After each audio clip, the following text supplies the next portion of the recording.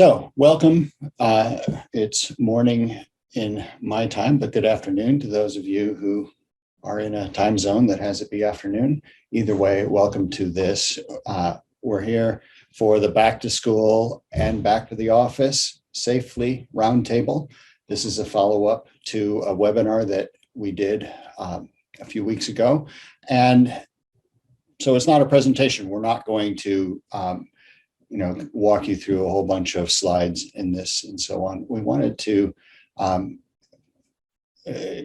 support people to have a conversation about this really important thing as we really are looking at how are our organizations going to be working through the challenges of getting people on board, back to school, back to the office, and doing it in a safe manner. So just as a point of introduction, and I'll ask each of the Gideon Taylor and Newberry teams to introduce themselves. So those of you who are on the call can, go ahead and,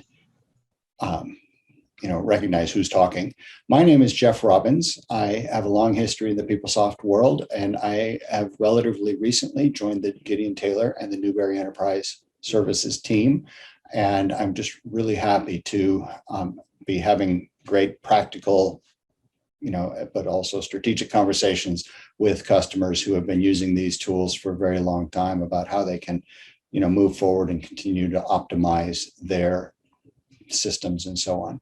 So let's go ahead and have others from this team introduce themselves real quickly. I see that we have Margaret, we have Bob and Brian, we have Bill, and we also have Alan. So just 10 seconds each. Go ahead, each of you. Hey there, I can get started. This is Margaret Flint. Great. I'm a senior business analyst with Gideon Taylor. I work on the eForm side, and over this past year, I've been,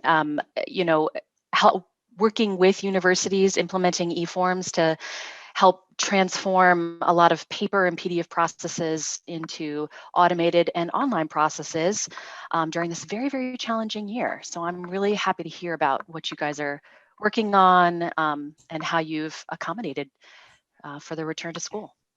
Great, good, thanks. And how about next on the list for me is Bob. Hello, my name is Bob Neely. I'm in Houston, Texas, and I'm a regional director for Newberry Enterprise Services. I just joined the company about the same time Jeff did, and my responsibilities include the southeastern U.S., south central, and western U.S. So excited to be here and look forward to seeing how we might help you guys be successful.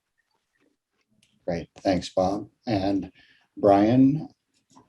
Yeah, thanks, Bob. Brian Olson here. I'm out of Minneapolis, and I've been front and center on this back to school and back to the office topic for the past year and a half. And you may have received a webinar invitation from me, and so thank you all for attending. And Alan? Great, thanks, Brian. Hello, folks. My name is Alan Hayes. I am a senior consultant with Newberry Enterprise Solutions. I've been doing PeopleSoft work for the last 20 plus years. I think I'm gonna stop counting at 20. Coincidentally, before COVID hit, I was doing work on health and safety, the HCM, PeopleSoft HCM health and safety module. And then COVID struck, so it became a much more relevant module, and I, by chance, was already working with that module extensively. So I look forward to providing some of that insight to this roundtable. Thank you. Thanks.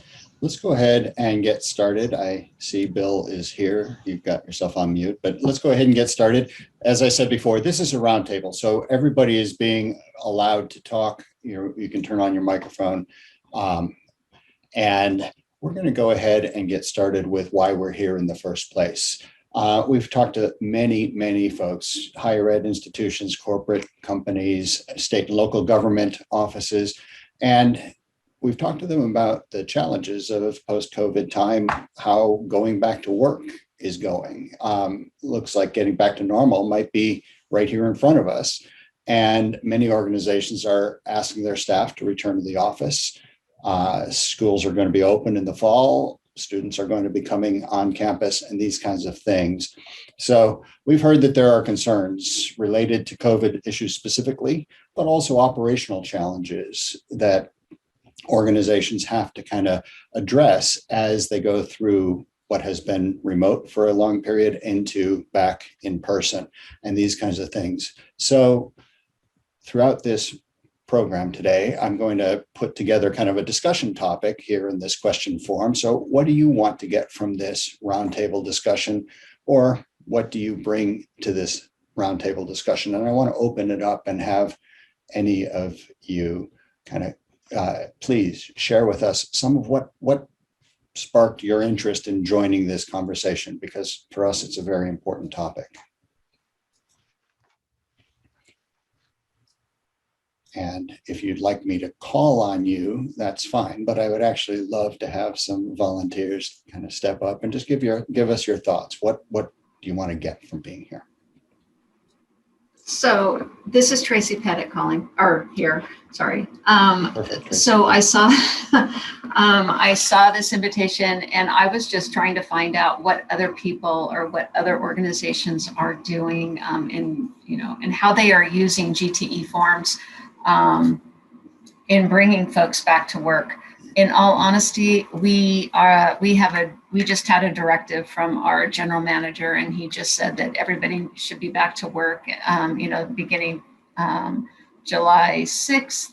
And, you can work from home 1 day a week. If you need to work home more than that, you need to go through him directly. So nobody wants to speak to the general manager. So most people are here except for the 1 day a week when they work with their supervisor. So I don't know what other companies are doing. So I just wanted to hear what was going on out there. Perfect. Thank you, Tracy. And that's exactly what I'd like others to chime in with, some of that kind of a thing. We'll certainly move on to next questions, and I look forward to hearing what you have to say. But what do you bring to this discussion, or what can we help you make sure that you get out of this discussion? I'm going to unmute everybody. Go ahead. I'm Paula from Ryerson University in Toronto, Hi, Paula. Canada. I was interested to hear about how universities in the United States were dealing with it, because I think that we're still under restrictions in Canada, but they're starting to loosen up. So I thought it'd be interesting to see from the differences between the two countries. Mm-hmm. Yeah, very good. And that's a great point, because across the globe, people are dealing with different challenges, but similar challenges. And sometimes what we're hearing as common policy here in the US may not be exactly the same in Canada, but some of the struggles are similar. So thanks, Paula, for that. That's great. Okay, so I'm going to go ahead and take us as a group to the next question. So it really is, I want to talk about, just like Tracy and Paula both said, every organization has their own policies, their own initiatives that have been triggered by getting back to school and getting back to the office safely. Some of the questions we're talking about with folks have been how to handle health and safety concerns, whether to in-office and remote policies, and are we going to track incidents or require vaccination and so on. So the question is, does your organization have specific initiatives or policies in place to address staff and students returning to work and school that are specific? I'd like you to share. Please take a moment and share what your company is doing so that we can all start to chat about this.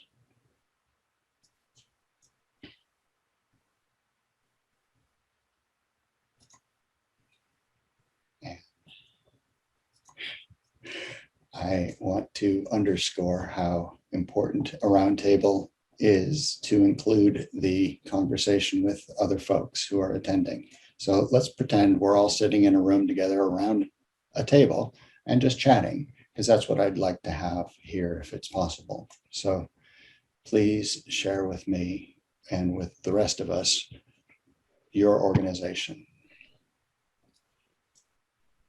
This is Mike Goldmeyer from University of Wisconsin. I would be addressing issues from the staff side, not the student side, since I work on support of the HR PeopleSoft system. So we do not require vaccinations, so that hasn't been a requirement. However, we did use GTE forms to collect vaccination information from people, because many of our buildings have different requirements for masking and for testing, et cetera, if you're vaccinated or if you're not vaccinated. Now, our policy folks are still trying to determine exactly what they're going to do with the information that we've collected through GTE forms, but we do have a form out there that is collecting and allowing people to upload their vaccination, a copy of their vaccination card or the vaccination date information. And we collected that through a GTE form. So that's as far as I think we've gone so far on vaccinations. We're not tracking individual incidents across the whole system. There may be individual units that are tracking based on, by building and location, but we haven't used the centralized system to track incidents yet. Okay, got it. That's a great overview, Michael. I appreciate that. And please, someone else chime in with how it looks from your side of the house. This is Margaret. I can talk about one of the clients where we've been using GTE forms, and I can say that on the campus side of the house, they have GTE forms installed and are standing up GTE forms, probably a new e-form probably at least once a month. But the HCM side does not have GTE forms installed, and so from an observer, as a person who's working with the university kind of on a daily basis and considered an employee there for all intents and purposes, I can tell you that my employee experience with having to provide my information to the HCM side has been a little disjointed. So I know that the school that I'm working with is requiring vaccination status for all student, staff, faculty, employees, everybody who plans to, step foot on campus. But they were collecting that information via email. So they didn't actually have a centralized, they didn't actually have any kind of centralized system for collecting the information. And then just very recently, they also released a Qualtrics survey to survey staff to find out whether staff was planning to return full-time or return to like a flex time where part-time would be at home. And so that part of it was being collected through a Qualtrics survey. And so I'm curious to know, I wish I had kind of a bird's eye view on the HCM side, trying to figure out, how they were managing this influx of information and, how they were acting on it. But I can say from the campus side, one thing that we did do, obviously the students are having to report their vaccination status, not to the student information system, but to, the central system. But we are doing things like polling students to find out whether or not they were plan on returning to campus, and routing those forms to their academic advisors so the academic advisors can plan, or their resident deans or their housing sites to kind of plan for whether or not students are actually returning to campus or not. Great. Thank you, Margaret. That's a great overview. And I certainly want to encourage others. The roundtable format is what we're shooting for here. So participation from all would be fantastic. So we've heard about a number of different organizational initiatives and such.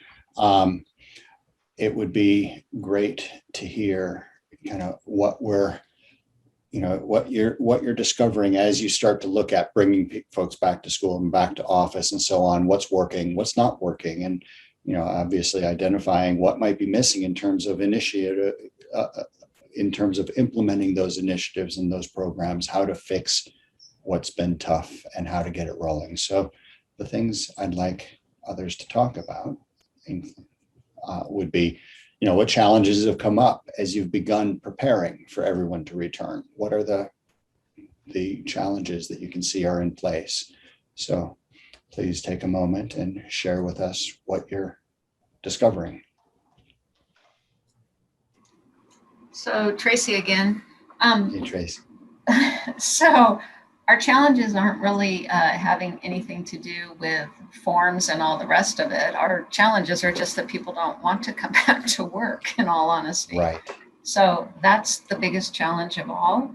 I have been here every day because I'm in the HR department, and we've been hiring and separating employees the entire time. So, I know that this is not that forum, but that is the challenge that we have. And, I know that some of you are, I heard somebody with the student or with the teachers and such, where you're allowing the employee or teacher to make the decision as to whether or not they want to come back full time. We don't really have that here. It's either you would like to come back to work or maybe you don't want to work. So I don't know what others are thinking as well. Well, it's interesting, Tracy, because that's exactly one of the things that we wanted to have be part of this conversation. It's not just about how do you collect the data in the PeopleSoft system or something like that. It's how, what are you finding as, say the program is, yes, the office is open. How are people responding? Because that is certainly going to, have an effect on, whether people are, interested in completing that form or providing their vaccination records and so on. So anybody else who has even those kinds of challenges, it would be great to talk about that. So I am going to offer a threat. That is, I'm going to actually call on you. I'm going to ask one of you at a time to chime in if you don't mind. I'm mostly just having fun, but I would like to have all of you be as, involved as possible. So how about I'm going to ask Ron. Ron, yours first. Ron Jean. Sure. Thank you. Thanks for playing the game. Yeah, not a problem. Interesting hearing everybody's comments and so forth. But challenges for everyone's return. I mean, we've not here I'm at Southern Methodist University. I'm the director for ERP here, and here in Texas, I mean, we've been open. We've hardly had any cases on campus. And really, we're still kind of taking a bit of some precautions, but this fall we anticipate everybody being on campus. Masks are not required on campus. We're using the health center system portal as the system of record for vaccination records. So as students report those, they're able to upload a picture of their vaccination card to the health center portal, and we'll track it that way, and that really gets them out of doing any type of quarantine. If we have to do any type of contact tracing, we still have pods available in case anybody needs to be isolated. But we also what we've done in the past during the pandemic year is that we've kind of gone through a big algorithm and updating our PeopleSoft courses as far as space goes, to ensure that as those that enroll into certain classes, and we know that the size is going to be pretty large, that we make sure that those classes are assigned to a space that will provide adequate social distancing. So we've got a big algorithm that kind of reassigns all the room spaces and so forth, and we'll do that again this fall, just to ensure that there's adequate space between people in classes. But we've really not used Gideon Taylor for any type of vaccination reporting or anything like that. It's mainly gone through our health system portal. And that's kind of where everybody wanted that to be the system of record. Right. And it totally makes sense. And you actually bring up some really great points, Ron, about, some of this is digging into some of the system data so that you can identify what is a, best practice approach for safe distancing and things. And in the university setting, that's obviously, something that may be an important part of your program, right? So that's really good. Thank you. Let's go ahead and jump to, I'd like to have somebody else maybe chime in. I'm going to threaten to call on you if you don't, if somebody doesn't step up. But let's go ahead and ask Sienna Harris, what do you have? You've just joined, I think, perhaps, but we're asking, what are the things as you've been looking at coming back to work? What are the challenges that have come up as you've begun preparing for that? Anybody have the next? So, Sienna, do you mind if I call on you?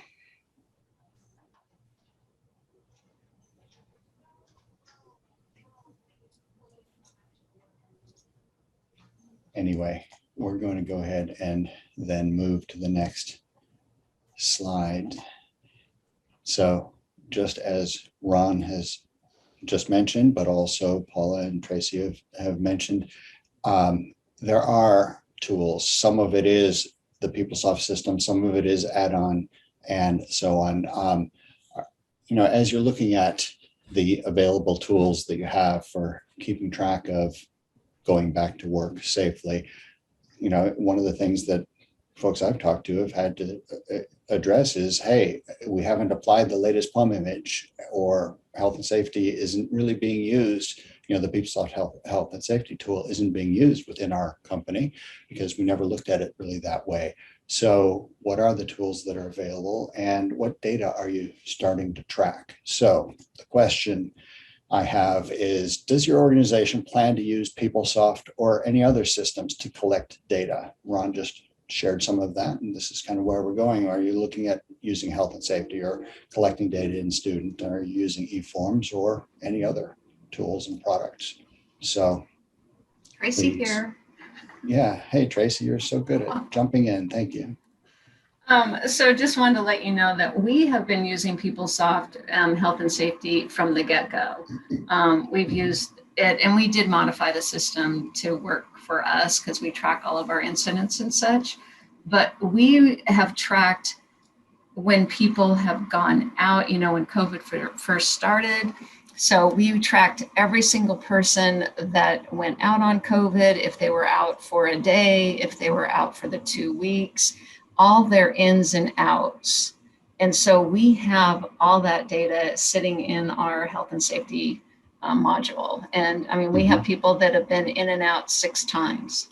So, and tracking all of the different leaves that they've taken and such. So we have done all of that. And the unfortunate thing is that we had to do all of this through PDFs because we do not have GTE forms. And I have been trying to get us, to have them, or to have your product or the product. And our IT department's, pushing back on all of that. So all of our stuff has been PDF'd, but GTE forms would have been fantastic for this huge task that we had before us. But we are using the system for that. Yeah, good. And you have, it's in place, it's available to you. And so I'm really glad to hear that. And of course, if you're not using eForms, then we understand, but we also want to make sure that you know that it's an option, or it could be an option. So thanks, Tracy. I appreciate that. Who else would like to talk about their use of some of these systems, please? I wasn't aware of there was a health and safety through PeopleSoft. So we're not using it, but maybe it's something we should look into. Yeah, good. And if you have PeopleSoft HCM, and maybe Alan, you can pop in really quick. If you have HCM, then health and safety is a module that's available to you. So we have a custom app that we developed that tracks who's coming onto campus, and they have to go through a series of questions to make sure that that they're allowed to come onto campus. Right. Yeah, I saw your email about that. Yeah, go ahead. Yeah, I think that's great to hear. So there's a couple things in PeopleSoft. So first of all, health and safety exists. It's always been there. It's been there for years. It's part of the core HR functionality. So if you have PeopleSoft HCM, you already own the health and safety module. So for those in attendance here that are not aware of it, that might be worth the attendance in itself to know that you have this module available to you that you might want to take a look at, because there are capabilities to leverage it to do some of this, COVID immunization tracking. Now, in the past, it was more OSHA incident slip and fall type of functionality. But because of COVID, PeopleSoft has renewed its focus on this module and has already delivered not only self-service functionality around reporting incidents, but also analytics around that, and they're also continuing to come out with additional functionality. I think what's on the horizon, and it might be in the next release of the PUM release for PeopleSoft, which I think would be 39. They're going to have the capability of self-service tracking of immunization. So I heard some talk on the line here about that, where you wanted to collect information about what vaccine did you get, how many shots of that vaccine did you get. Ability to upload an image of your immunization card. I saw a chat from Jerry Jensen in the chat where they're incenting people by providing a $150 reward for people that get immunized, which was normally used to promote people to get physicals, but is being repurposed to motivate people to get immunized. That's a great idea.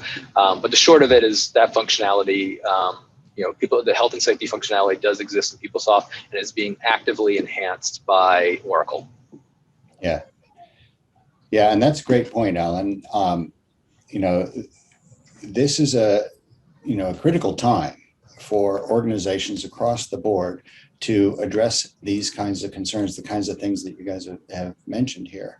And Oracle is stepping up and releasing new functionality that will support organizations in implementing these programs and collecting the data. And there are certainly opportunities to use that data effectively. How's my team doing? How are my folks doing? Are they as vaccinated as we'd like them to be, or whatever is the policy that's necessary and appropriate for your institution?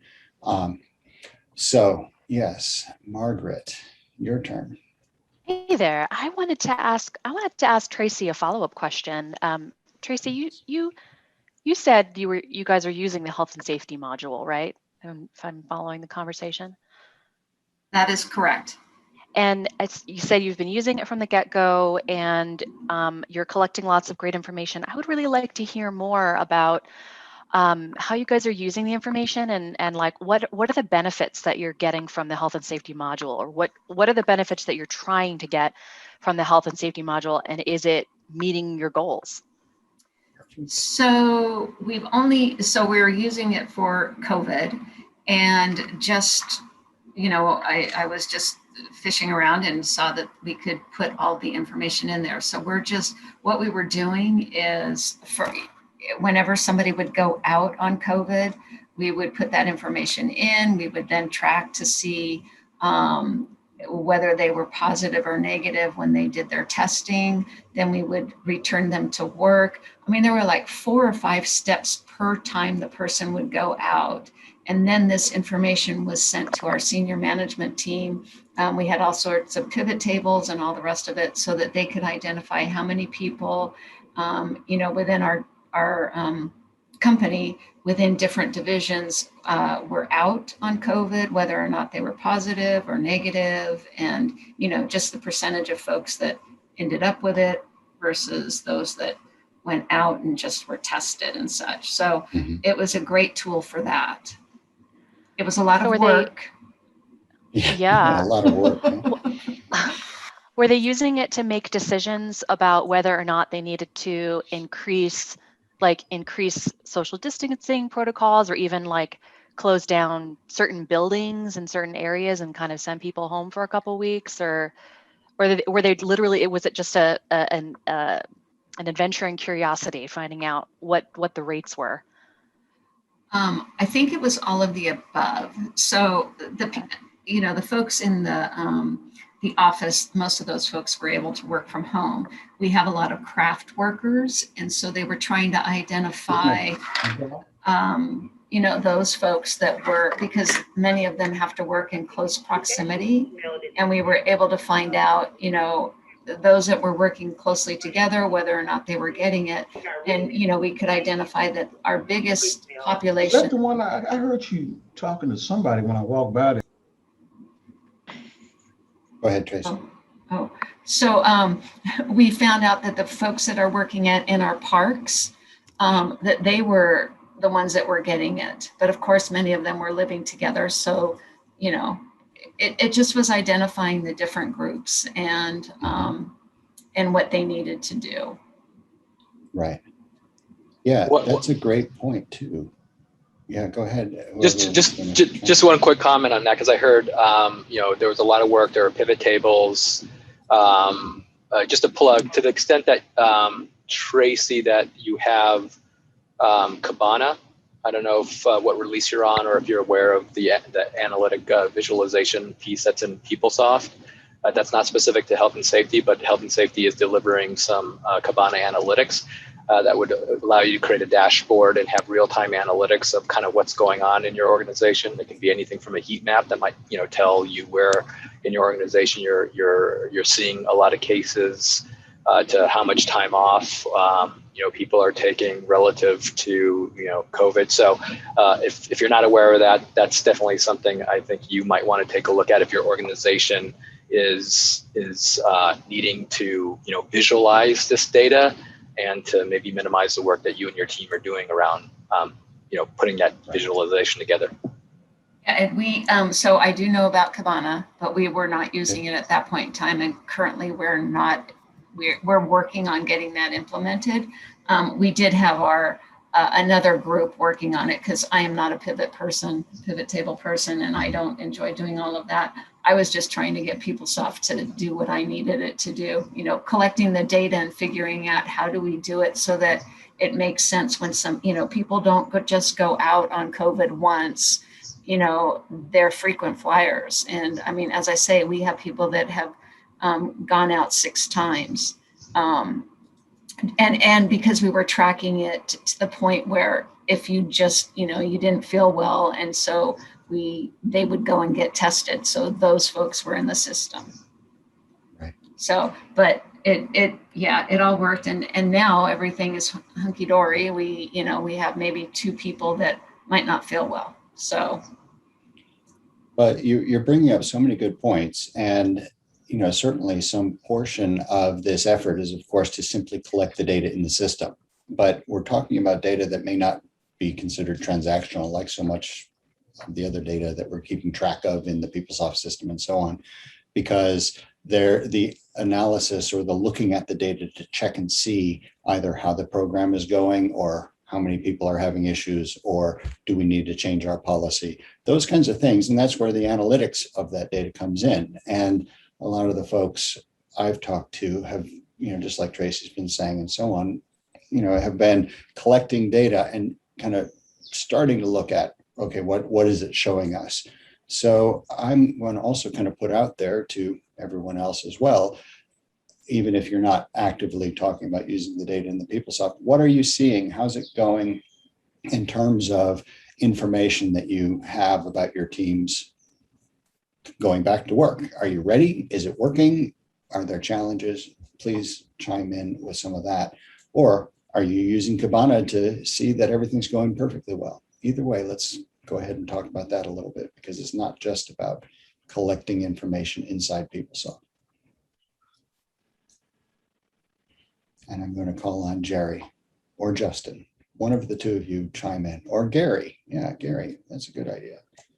We're actually collecting it. It's not in PeopleSoft. The COVID vaccine, we're a health system in New Jersey, and we're actually using Oracle BI to report out to the managers, the vaccination rates.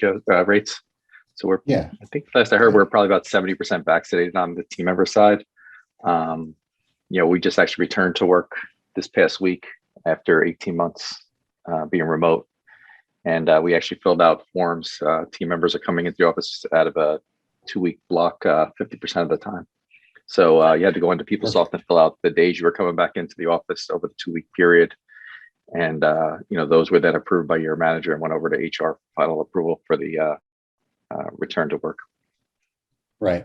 That's perfect. And a great scenario, Gary, because, some of the questions that might be being asked internally is 70% the number we were hoping for? Or are we trying to continue to drive that up? In which case we might have a communication plan to reach out to the 30% who haven't yet. These kinds of things, that's what can come from having the data at hand, right? And so, yeah, that's really great. Is that BI, I'm sorry, Oracle BI, is that working out the way you had hoped, Gary?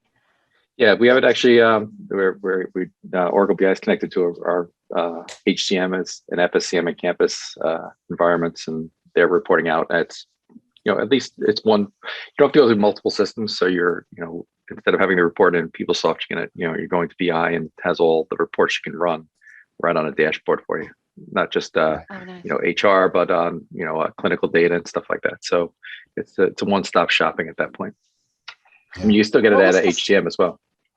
Right. What was the setup like for that? Did you find was it disruptive to what you guys were kind of doing in your normal process of things, or was it kind of already plug and play for you when the whole pandemic started to flare up? How did that all come about?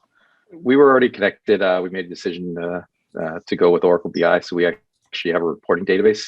So we mirror our production database over, and then Oracle BI reports off that environment. So it doesn't slow down our production environments. So that's already been set up. Yeah, I'm sorry. Right. That's convenient. Yeah. So Gary, this is Alan. Go ahead, Margaret. Okay, sorry about that. A little bit of delay. So I had a question for Gary. So I hear that you're doing some, interesting reporting through Oracle BI. What is the data entry point for that information that you're reporting on? Well, it could either be, Epic or PeopleSoft. You're unmuted, but we can't hear you. Oh, I'm sorry. Can you hear any better? Yeah, that works. Yeah. Yeah. We're reporting off of Epic and PeopleSoft and actually other systems that are, so they're BI's connected to, most of our systems here at the organization. Okay, so it sounds like maybe Epic might be a data entry point, and also potentially within your HCM system. Yes, because we're also connected to our occupational medicine system, so that's where the reporting's coming off of for vaccinations. So they have an occupational medicine. We're not using health and safety in PeopleSoft. We're using a system that occupational medicine is using. That's kind of more geared toward what they need to record. We looked at health and safety, but there were a lot of other requirements that occupational medicine was looking to record at that point. Right, that makes sense. I think it's in line with what Ron had mentioned as well. Yeah, exactly. And it's the kind of thing that folks that we've been talking to have been saying, we're going to use, say, health and safety, but we're going to add to it a couple of what you might call custom, but data collection points that they're using eForms for example, because they want to go a little bit above and beyond or kind of focus specifically on the COVID stuff. So that's really good. I mean, the data entry for the return to work was helpful being in PeopleSoft, and it went through workflow and processed through to who your supervisor was, and went on to HR after that. So it was helpful there to the return to work. I know my daughter's going back to she's a sophomore in college, and they're going back and saying that they have to prove have proof that they've been vaccinated because they're going to require vaccinations. Yeah, exactly. And that's some of that is a little tricky because, of course, students don't generally have access to the institution's PeopleSoft system. And so how do we extend that kind of, data entry and engagement? Because you bring up a really good point also, Gary, about, the notification, the kind of the workflow process is very important, but in different categories when you're dealing with student systems versus employee systems and so on. So I'm actually fortunate. I actually managed the campus system here that's PeopleSoft, but my daughter's college uses PeopleSoft. So Mhm. hers is, when I saw the screen, I said to her, "That's actually the system I support." So they are Yeah. actually requiring some of the forms in PeopleSoft for her to complete and fill out. So Can you Yes. pass along our name, Gary? Can you tell them we'd like to help them make some forms? Yeah, right. Do you have the same experience that I have, where like where you look at your daughter's college and you're like, man, I wish that you guys were doing this differently, because like if I could only help you. yes, Yes. As a parent of, and therefore a customer of some of these systems, I've noticed the very same thing. Yes. You know, That's really great. they also look at the security where they let them log in directly with no two form factor authentication. So they're just, Right. logging in, and it's PeopleSoft's sign-in page that's out there with us. We use Duo authentication to Mhm. log you in, and we have Appian running as well. So we only expose in Appian, what we say is going to be exposed externally. And if you Right. click on a page that you have access to, Appian, we have a message that goes out and says this page is not exposed, it's not accessible externally. You need to log in through Citrix. Well, you're bringing up so many good points about, and it's not obviously a COVID specific, point that you're making, but there are lots of tools that we can bring together to make sure that this process goes effectively. Using an Appian tool, for example, to enhance security when you have a public facing system. These kinds of things are what we want to talk to people about. And in that case, Gary's brought up an offering from a different organization than ours. It's not just about selling you stuff. It's about, let's look at what's the most effective way to reach your goals and so on. I wanted to say thank you for joining, and we are here to help, and we have a lot of offerings, but I don't want to end the conversation, because what Gary's just saying now is a great couple of good points. So please, anybody else, feel free, and let's talk about what are you noticing and what are you doing and so on, and maybe ask questions we can help you with. Joe, I'll just elaborate more on that. When you have your power users that are coming in, like my power users that access my system, my developers, they can't get near security or reporting unless they're coming through our Citrix environment. So it's just some things to consider when you open your environment up, that your power users, if their account gets hacked, this user could then come in and put that ghost account on your system if they have security admin access, and then you don't even know this account's sitting on your system. Yeah, that's all I'll say on that. And that's a great point about it, and that's that kind of underscores some of the concerns that we all have about how do we open it up, but how do we do it effectively so people can be productive as well. So it's not a simple simple solution. Yeah, go ahead. Because our vision was allowing what I say to my team is we allow access anytime, anywhere, on any device. So in order to do that, you have to, we have fluid pages out there, and we really don't care if you're using a tablet, an iPad, a Chromebook. As long as it's coming through and accessing our fluid environment, you're getting the same look and feel.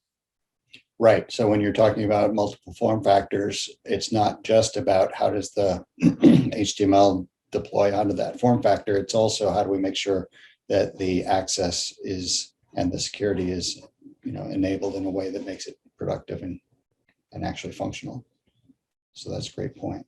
Mike, were you going to chime in with something? Yeah, and a slightly different topic. I was just going to say one thing we mentioned, or we noticed as we're getting ready to return to the office, is our telework, work from home arrangements, agreements, policies were relatively weak. And when we went into pandemic mode, everybody pretty much was working from home, and we just made things work. But when we returned to the office, there was a high demand, as somebody said earlier, a high demand for more than what we had pre-pandemic to work from home, at least a portion of their schedule. So with that, we worked with legal and risk management and some of our insurance providers, and made sure that our policies were up to date. And then we partnered with them and came up with a form that incorporated all of that information and collected all the key stuff that the risk management and legal and et cetera were looking for.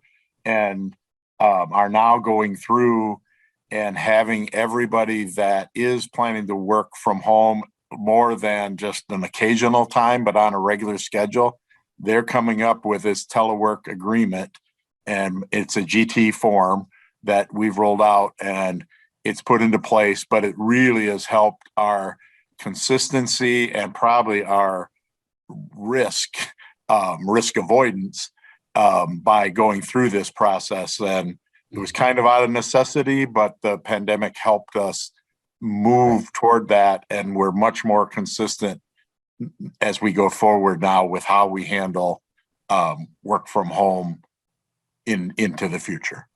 Right. And Mike, that's a perfect example of how, the back to normal the normal might be newly defined, right? It might be changing over this time. We might have more of a open policy, but it might need some new, request and approval and so on to implement that policy. And so collecting the data, but then also implementing new operations, that's what we're noticing is going to be important, isn't it? Hey, Mike, did you guys, when you guys implemented your e-form, did you end up utilizing the query records in the background, or perhaps did you use a component interface to kind of connect the user input on the e-form with your back end? Yeah, we did use the query record and combined that with some of the workflow records that in the AWE workflow process, and kind of build 2 or 3 different reporting views off of that data in order to gather that information. That's perfect.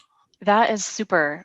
We love to see when clients do that. Not everybody, we try to remind people that the query records are out there, and that, when users are using GTE forms, they end up having, all of this user input data. It doesn't necessarily have to go into some component somewhere. You can actually just use the forms themselves as query records. So I'm really glad to see that you guys did that. Yeah, and it does underscore that point of it's not just about collecting the data, it's actually looking at that data and finding out, okay, what's working and what's, what do we need to address and so on. Right, and if I might add, just as a note of forthcoming functionality on the PeopleSoft HCM side, they are planning to come out with the remote workers solution. It might be as early as the next PUM release again, where people can request certain days to work remote, and it would go through some sort of workflow process. So similar to what I heard was being done with GTE forms, which is also a way to come up with a similar solution but for those of you that may not be aware that functionality is on the Oracle roadmap and is soon to be released. They are focusing on that. I mean, that is not health and safety specific, but it's one of these tangential things that are taking new significance because of COVID, right? It's not directly related to the COVID illness, but it's directly related to the new normal around work. So keep your eye open for that. If you're not on the right PUM release or don't want to wait, then obviously other solutions like GTE forms can probably provide a similar solution for you right away. Great points, Alan. Thank you. Okay, so I guess last call for questions or comments, please. If you haven't raised your voice yet, please take a moment and raise your voice and tell us either what you're looking for or what you heard. Please. I'm going to call on Justin and Yara because I think the others have chimed in a little bit. And again, I just want it to be open and casual as a conversation. Thanks. Hey, Justin. Sure. Hey, this is Justin. And I think I'm a bit different user than most of the other folks on the call.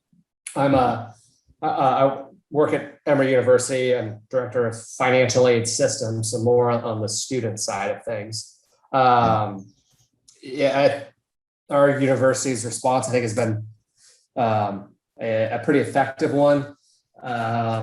All students will be required to provide proof of vaccination for this fall. Registration holds will be in place. If not, faculty and staff who, while it won't be a requirement, any faculty and staff who have not submitted proof of vaccination will be required to test weekly. The vaccination statuses are being tracked and maintained through our healthcare wing, through their systems. So, and then, yeah, from a management standpoint, we have access to those systems to view our employees and to track that they've submitted their vaccination cards or that they were vaccinated through Emory Healthcare. Right. So again, a little bit different perspective, I think, than a number of other folks on this call. Yeah, and it's good to hear that things are going well. Yeah. Yeah. Kidding, right? Yeah. Things have gone really pretty well. Our case counts at any point during the last year were pretty low. Any sort of outbreaks were pretty well contained. What we're dealing with now is, for example, our office will be fully returning to work on campus in August. And so we're just kind of working through more of the psychological side of things, I would say, where advising staff, for example, who they may be fully vaccinated, but still just kind of getting past the uneasiness of getting back into an office with a student or a parent and meeting in relatively close quarters. So Right. Those are just kind of those sort of issues that we're trying to work through. But yeah, I was curious about that because it sounded like Tracy was having a similar problem where where she said just getting people to want to come to work. And so, we didn't, is that a persistent thing where other people feel like just the psychological aspect of people showing up? And what I wonder about that is if there were more public dashboards and if the actual employees had access to kind of high level information about about the general health and safety on campus, whether or not it would alleviate some of those psychological concerns. Like if they could see, not that their coworkers were vaccinated necessarily, but if they could see like the rates of vaccination and, understand where outbreaks were happening and if they were being dealt with and things like that, if it would address some of their psychological concerns. Yeah. Hey, Margaret, I'm Bill here. I was going to chime in with the same thing. Like we probably, we probably can't share all the data of an individual, but yeah, which departments, which buildings, which floors, have different vaccination rates, right? We can, the more we report on, the more transparent as we can be with the data, the vaccination rates and things, maybe it builds a comfort level, right? So it's the unknown that breeds fear. So if we share, I think it was real interesting there, the commonality, I think, between a few people we want to get ready as an organization, we want to, but what are we allowed to do? What I like, Justin, I like that. Like, we're not requiring it, but you'll get tested, weekly if you don't. Yeah, exactly. It's not required, but life will be less fun when you're getting swabbed. Yeah, we're a safer community if you do. We want to respect if you don't, but we're safer if you do. And so now, do you share? Well, let's start with you. So Margaret and I have that same theme. We're sort of drawing on a few of you. What are you making transparent in terms of vaccination rates or percentages or incident rates, things like that? Are you able to share that?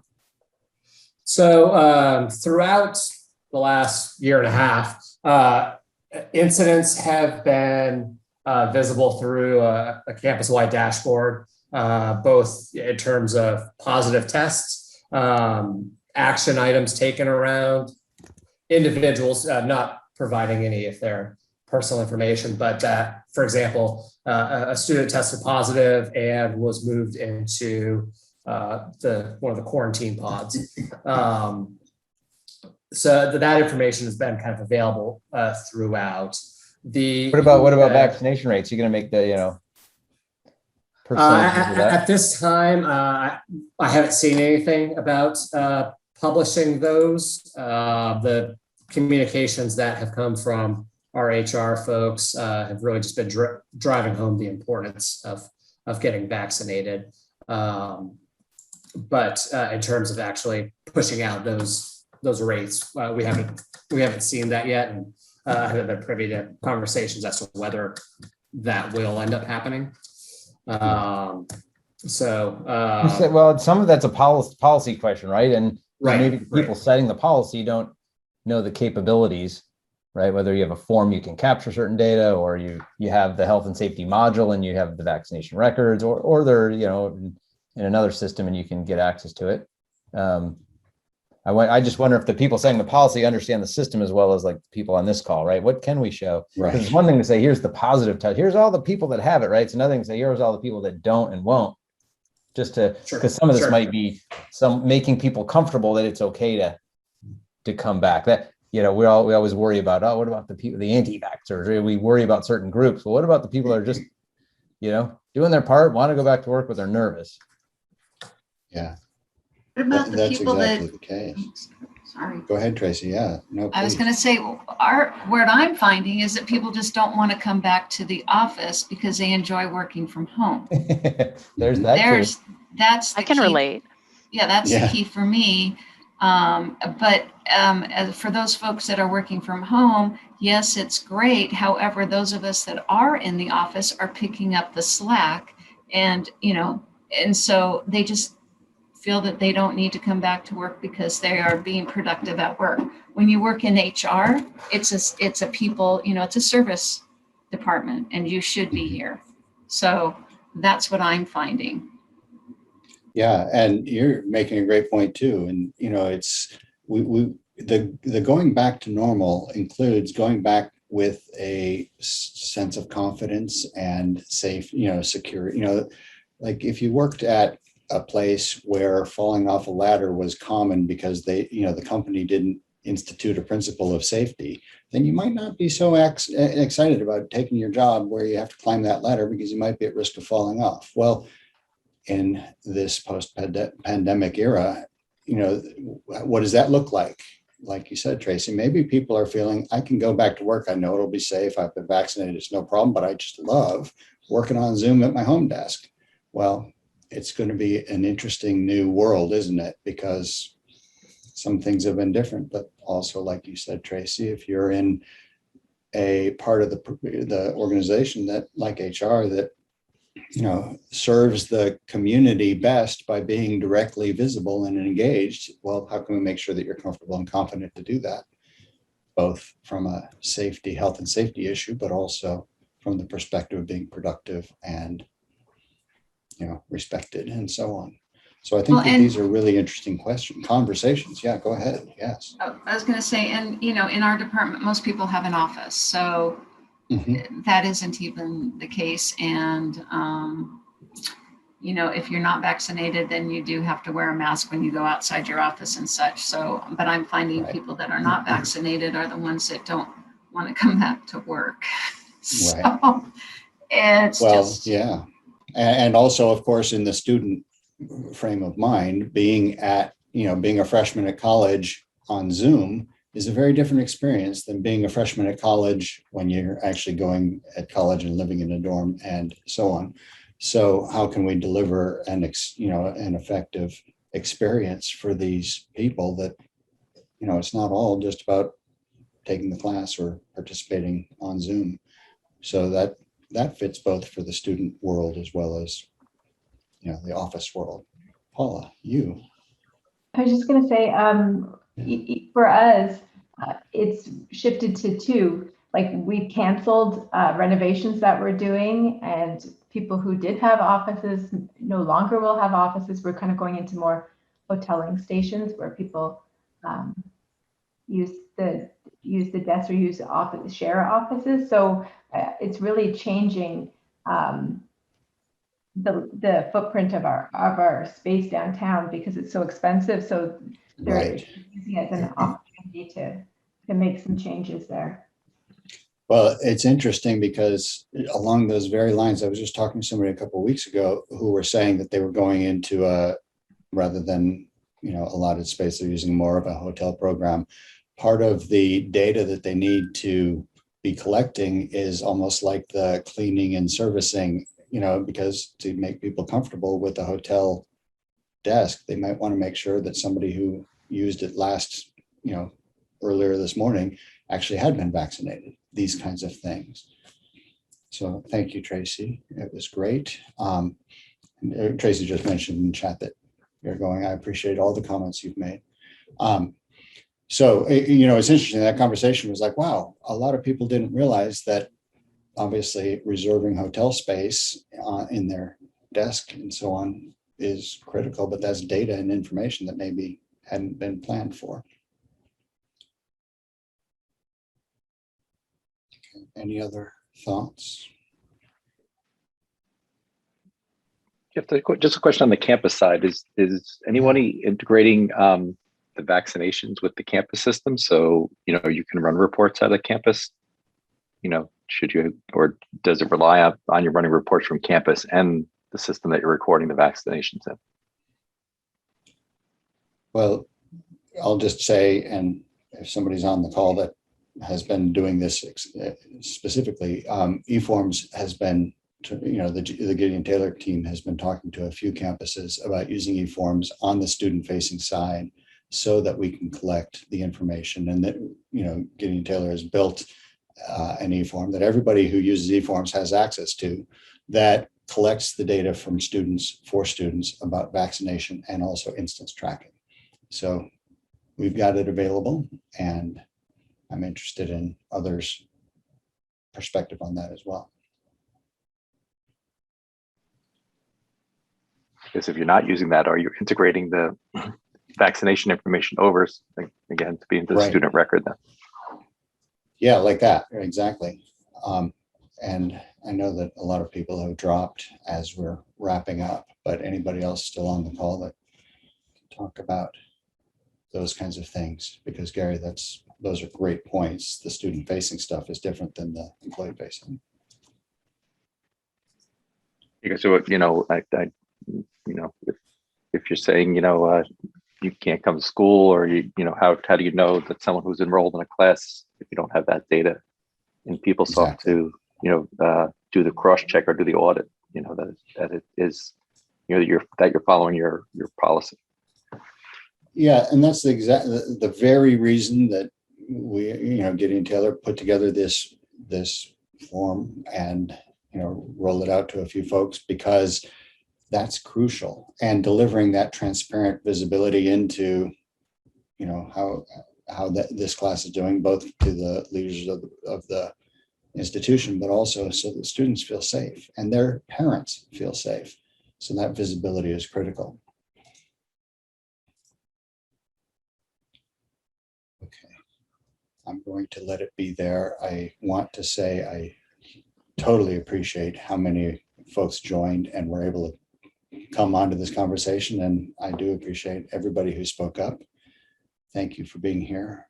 Please know that we are here to help, not just to sell you some eForms or help you with a PeopleSoft upgrade, but to have conversations like this so we can start to look at what can we do that be more effective, that will give you and your leadership better information and so on. So with that, I will say thank you very much, and we will be reaching out and saying hello, and take care and good luck with all of this back to normal.